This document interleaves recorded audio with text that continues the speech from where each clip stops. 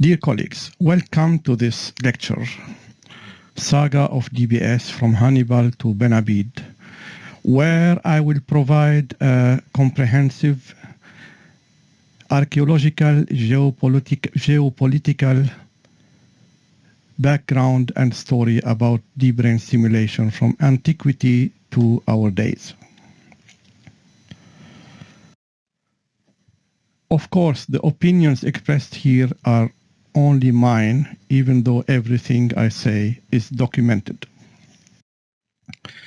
I will talk about the historical and geopolitical setting for the DBS, its historical and cultural context, when and how did the saga start, its ongoing legacy, and its ongoing global impact. So let's start. Once upon a time, there was a Gallic tribe called the Allobroge tribe. In 43 BC, they founded a little Gallic village named Cularo on the shores of the river Isère, close to the Alps. This village was traversed by Hannibal when, with his army and elephants, he went through Spain and southern France and up to the Alps to defeat the Italian or the Roman at the Battle of Cannes.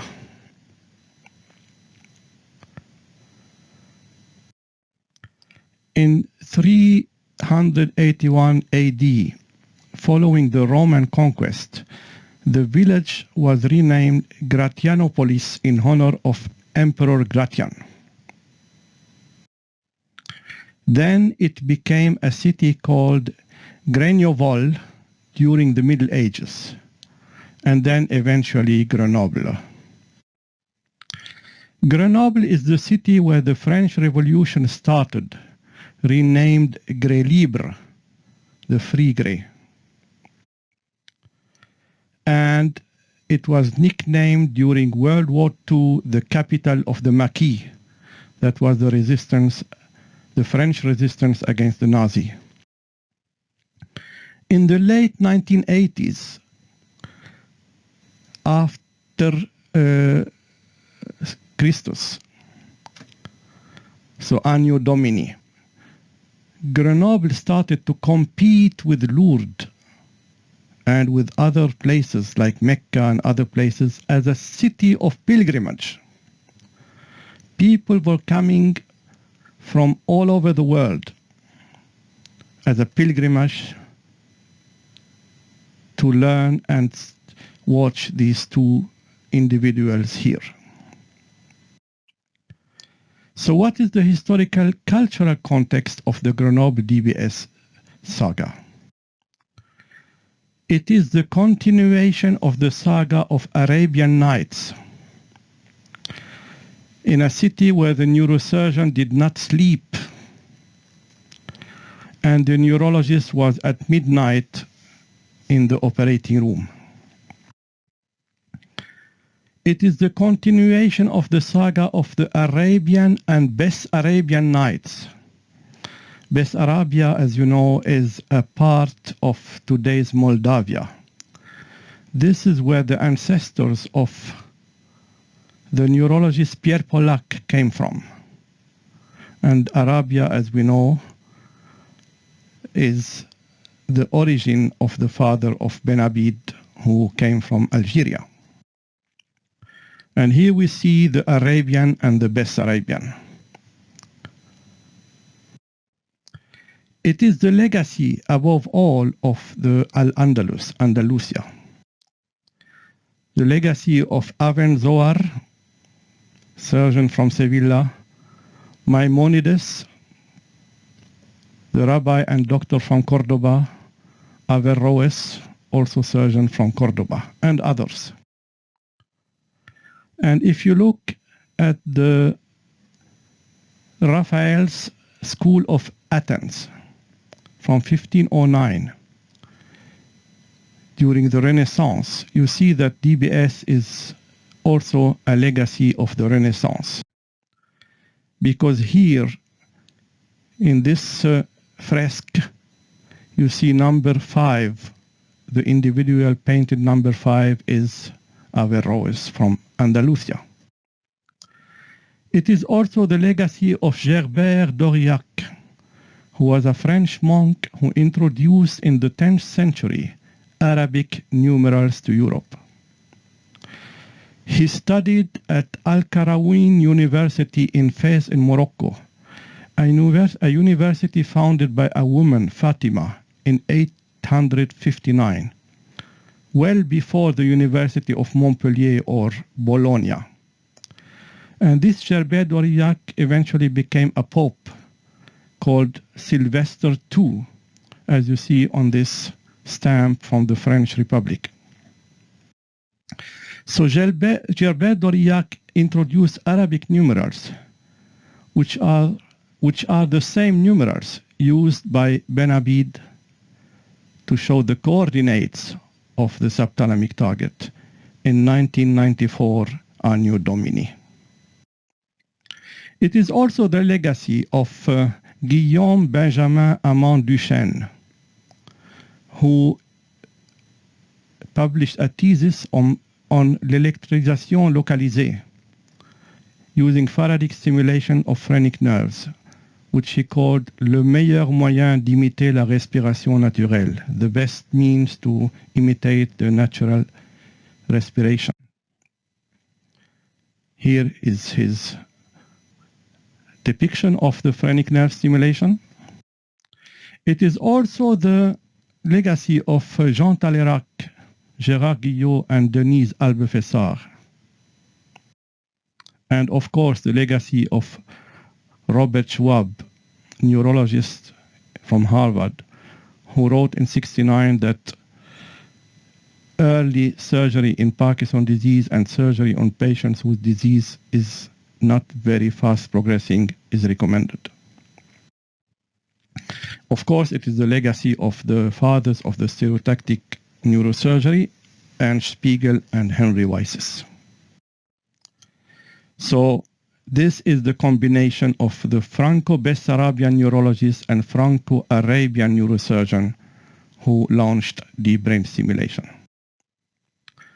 So when did it exactly start? It started in Montreal in June 1987, Anno Domini, at the meeting of the American Society for Stereotactic and Functional Neurosurgery.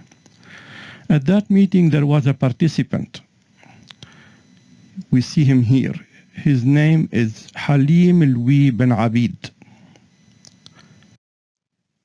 His paper was published in Applied Neurophysiology in '87. It's called Combined Thalamotomy and Stimulation, Stereotactic Surgery of the VIM Thalamic Nucleus for Bilateral Parkinson's Disease. In 1988, neurologist from Bessarabia, Pierre Pollack, had a poster in Manchester at a neurological meeting called Chronic Thalamic Stimulation in Movement Disorder. He presented this poster, or at least tried to present it, but nobody came to look at this poster. Pierre Pollack was standing alone, like in a desert. None of the participants to the Manchester meeting were interested to come and see his poster. But he stayed 2-3 days in front of the poster and still nobody came. So he was very sad. And Ben Abid consolated him, saying, "Don't be sad, Pierre. Last year in Montreal, I was also preaching in the desert. Nobody gave big attention to my paper on DBS of the VIM." The reason was that Lori Leighton in EMU had reintroduced pallidotomy in January 1985, and this was the dominating surgery that was popular at that time, and for several years after. He published the paper in 1992, but presented it at meetings before that. And 85, please note, it was when pallidotomy, the renaissance of pallidotomy started, and that was before the basal ganglia model of Albin and DeLong. And publications shown here on pallidotomy and DBS from neurosurgeon and non-neurosurgeon were quite dominating for pallidotomy in the 90s.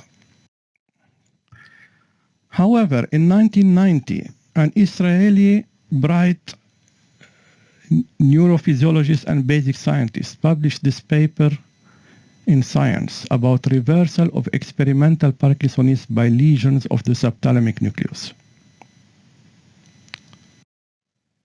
1 year later, the Bergman discovery was confirmed by a neurosurgeon from Bangladesh who is a British citizen now working in Oxford, Tipu Aziz, in this paper in movement disorder, lesion of the subthalamic nucleus for alleviation of MPTP-induced Parkinsonism in the primate. That was 1991. In 1993, a neurophysiologist from Morocco, Abdelhamid Ben Azouz, who worked in Bordeaux, instead of doing lesion, did DBS in the STN of the monkey and published this paper in 93, Reversal of Rigidity and Improvement in Motor Performance by Subthalamic High-Frequency Stimulation in MPTP-treated monkeys. And then the same year, the first patient was published in French by Pollack and Benabid of a unilateral stimulation of the STN. 93. So when I say that DBS is the legacy of the Al-Andalus, I really mean it. We have a French Algerian, a French Bessarabian, an Israeli, a Moroccan French, and a Bangladeshi British, who are the promoters and fathers of STN surgery. Eventually, Patricia Limousin, who was a neurologist, published this paper on 3 patients in The Lancet in 1995, and then in 1998, the famous study in the New England Journal of Medicine. And the publication on STN DBS started to increase, as you see here, in green by non-neurosurgeon and in black by neurosurgeon towards the end of the 90s. And the paper of Limousin was on number 22 as the most cited work in neurosurgery. A citation classic. And number 28 is the paper of Leitinen about pallidotomy. What are the enduring legacies of the Grenoble DBS? I will show only selected items. One is the invention of the Ben gun, not to confound with Uncle Ben's rice. This is Uncle Benabid's gun. Of course, the spread of modern DBS for Parkinson's disease, mainly from the thalamus and the pallidum to the subthalamic nucleus and beyond. The invention of high-frequency stimulation, which is a concept that was established by Benabid. However, what is high frequency? What is low frequency? What is low and what is high? That was the period before Benabid. But with Benabid, 130 Hz was established at the high frequency. The reason being simply that the stimulator they had at that time didn't go beyond 130 Hz. But that's history. And they established the subthalamic nucleus as the main target for Parkinson's disease. So after more than 25 years, STN-DBS remains the most efficient surgery for Parkinson's disease, provided a proper selection of patients, a meticulous surgical technique, and a proper post-operative management. So, more legacies of the Grenoble DBS. Functional neurosurgery is a teamwork. Here we have a team from Grenoble of neurophysiologists, neuropsychologists, physiotherapists, speech therapists, basic science people, nutritionists, neurosurgeon, neurologists, neuroradiologists, etc. And it was a multidisciplinary, multinational, multi-ethnic, multi-gender, multicolor, multi-faith team. This kind of work in DBS, the multidisciplinarity, was extended worldwide. Even in the north of Sweden, where we have a multidisciplinary, multi-gender, multi-ethnic, multicolor team. DBS also contributed to increased awareness about Parkinson's disease among patients and their relatives and in the community at large. And it facilitated long-term evaluation of STN-DBS. It brought the neurologists in the operating room at any time of day or night. From Trondheim in Norway with Dr. Jan Åsli, Grenoble, of course, with Professor Pierre Pollack at midnight, Byblos in Lebanon with Professor Paul Bejani, late afternoon. That was an achievement. That was a legacy. It also had rehabilitation of the neurosurgeon in the eyes of prominent neurologists and neuroscientists who before that time used to despise and neglect neurosurgeon. But now they want to be photographed with the neurosurgeon, even when they themselves are big shots like Obeso and Tolosa in Spain. And even the Nobel Prize, like Arvid Carson here, wanted to have a photograph with Professor Benavid, the neurosurgeon. Another legacy is defining beyond doubt and in detail the ideal criteria for patient selection for a successful STN-DBS. The ideal patient for STN-DBS has a definite diagnosis of Parkinson's disease, rather young patient, duration of disease not too long, DOPA-sensitive symptoms, intact speech intelligibility, normal brain MRI, no comorbidities, no cognitive decline, no previous or ongoing depression, no previous or ongoing behavioral problems, patient support readily available at home and in the community, stable and harmonious familial and social situation, and realistic expectation from surgery. These are the ideal conditions for a patient for STN-DBS. Another legacy is that DBS transformed a chronic, slowly progressive disease into an acute emergency disease, where hardware failure is a medical emergency, which never was before in Parkinson's disease. It also created a new phenotype of advanced Parkinson's disease, described for the first time by a neurologist Paul Bejani from Byblos, the new phenotype of Parkinson's disease, the post-STN-DBS era, where we have a patient who, in the upper limbs, no tremor, no dyskinesia, no akinesia, but difficult to walk, difficult to talk, often falling. This is the new phenotype.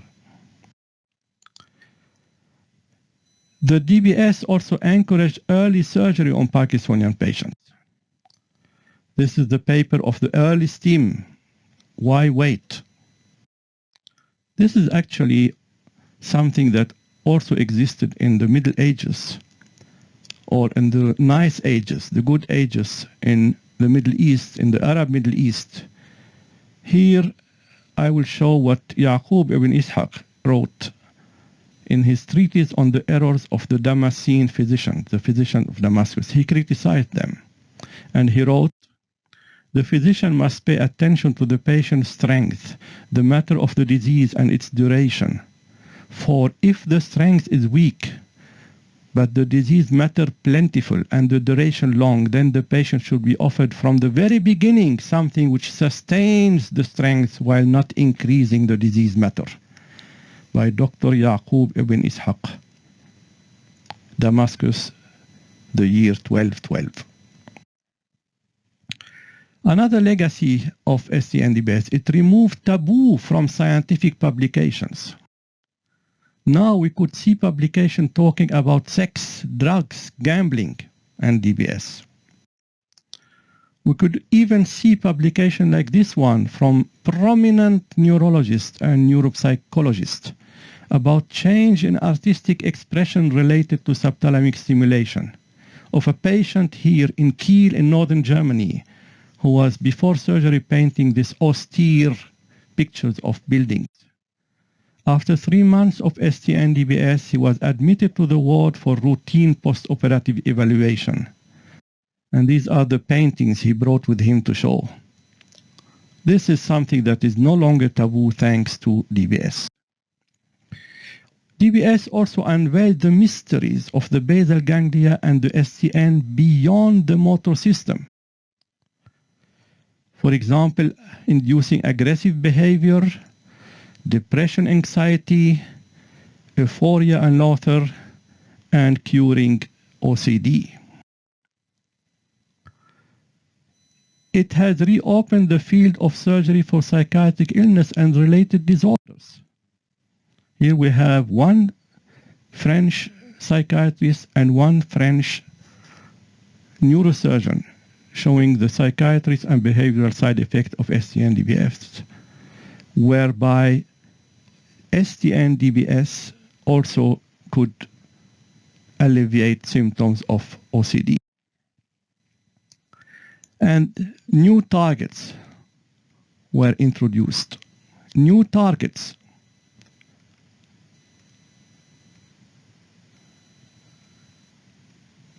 And many electrodes. And many indications. For example, here, several targets for depression in green, for OCD in red, and for Tourette in blue. And as of today, we have many published indications for DBS. Very few are established, but many are investigational, and some are proposed. On many brain targets, again, few established, many investigational, and some proposed. The spin-off of ST&DBS has unintentionally opened a Pandora's box from which some lunatism and insanities are emerging, such as DBS for enhancement that was approved by 51.4% of North American neurosurgeons, thinking it is ethical in a survey published here. One of these neurosurgeons wrote that one day we'll have brain lifts just as we have Botox now. And 2 neurologists from Italy suggested DBS to treat antisocial behavior and abnormal morality. So it is evident that while we celebrate DBS, there are also apprehensions. Because a fool with a tool is still a fool, even if the tool is DBS. So what is the ongoing global impact of the Grenoble DBS? More neurologists are employed in hospitals. Higher income for neurologists who program stimulators in DBS patients. So it's fighting unemployment. But programming for neurologists can be very exhausting. Very exhausting. For fighting unemployment, more DBS nurses, neuropsychologists, neurosurgeons, speech therapists, ethicists, etc. are employed by hospitals. More psychiatrists also are needed. Here we have a psychiatrist who published in 2006, DBS, a tool for therapeutic modulation of behavior and emotions. And more people are employed in the DBS industry. We have new companies now, other than Medtronic, manufacturing DBS hardware. St. Jude, which became Abbott, Boston Scientific, Sapiens, Synaptic, Aleva, and more. DBS has also been a boost for the economy, with increased income for hospitals and communities. And because there are so many meetings and conferences with DBS, it has increased travel, so it's increased income for trains, taxi, and airline companies. And all these people need to eat and drink. So there are increased income for restaurants, hotels, and shops. And also increased income for media, internet, websites, magazines, and journalists. Here is an example of the impact of DBS on the lay press. To the extent that the Daily Telegraph in January 2011 published this article about a British woman cured of deep depression by pioneering surgery, and the first person in the world to benefit from life-changing neurosurgery. With 4 electrodes, first trial. However, although DBS provided some temporary response, she relapsed and went on to be the first to have a further advanced neurosurgery called an anterior cingulotomy. No more comments on this article. It's a boost for the economy. It has confirmed that the basal ganglia are involved in motion and emotion. And this has contributed to promote French car industry, because Peugeot now advertise its cars since many years as Peugeot Motion and Emotion, like the basal ganglia. It has been a boost for science, with new journals dedicated to the field, such as neuromodulation. It has contributed to increase impact points for journals. This is the previous editor of Movement Disorder Journal at an editorial board meeting, showing that the highest impact of the papers in the journal was review papers and number 2 surgical papers. It has increased the number of publications and more people publish in the field. Books, newsletter, CME publication, peer-reviewed papers. Virtually any paper that has to do with DBS can be published, especially if big names are on the papers. This is a continuing medical education from the United States, a CME publication about DBS for Parkinson's disease, where it is said that the GPE and GPI are anatomically adjacent, separated by the internal capsule. Who cares? It's about DBS, it gets published, and you can learn something here. This is another paper from psychiatrists at Johns Hopkins, who wrote that the rate of completed suicide was highest in the thalamus group. Obviously, they had no idea of the difference between thalamus and subthalamic nucleus. But who cares? It gets published. Here is another paper from Houston. Diagnosis and treatment of complications related to DBS hardware. The poor DBS hardware on the right side went to the left side. That's related to DBS hardware. It gets published. More and more experts are acting as peer reviewer for scientific journals. This is an example of a paper published by the Queen Square Group. But the Queen Square Group had to fight with the reviewer, because the reviewer wrote, on page 6, you report during surgery monopolar stimulation at each contact on the implanted lead. How is this accomplished? The typical Medtronic external pulse generator allows only bipolar stimulation. This was the reviewer who was asking that. The impact of the Grenoble DBS has been a psychological impact on people and professions. It unveiled romantic, poetic feelings among scientists. Like in this paper from Oxford, Sing the Mind Electric, Principles of Deep Brain Stimulation. Sing the Mind Electric. It has promoted the search for pleasure and happiness. Another paper from Oxford, Towards a Functional Neuroanatomy of Pleasure and Happiness, where they wrote, in our view, it still remains unknown whether DBS causes true pleasure, and if so, where in the brain electrodes produce it pleasure. I hope that one day we will know it. It has become also a more attractive and less boring profession. Neurologists are more happy than ever before thanks to DBS. Like in this paper from prominent French neurologist, neurosurgery in Parkinson's disease, the doctor is happy, the patient less so, but who cares? So DBS has increased self-confidence of some neurologists to almost a folie de grandeur.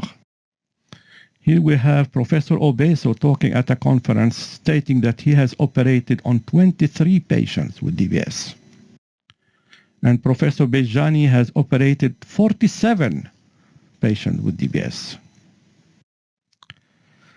However, the impact of Grenoble DBS is beyond frontiers and beyond politics. It's the biggest export product for France since the Ron Poulenc exported chlorpromazine in 1951. To start export of DBS to the New World. But that export was also from Andalusia. We are back again to the legacy of Andalusia. Why? Because the one who exported DBS from France to the United States, it was born in Sevilla in Andalusia. And after meeting Benabid, he adopted DBS and exported to North America. It is a universal product, DBS, not affected by political animosities.